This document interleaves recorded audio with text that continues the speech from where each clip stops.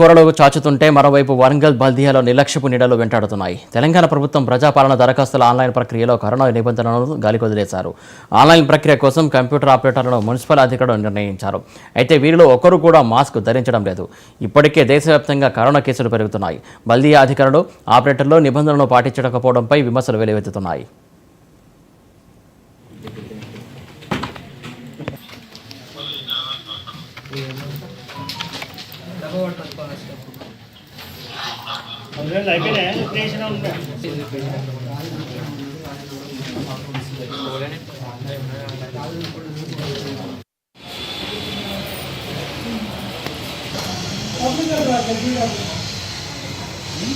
వచ్చేదా లేదా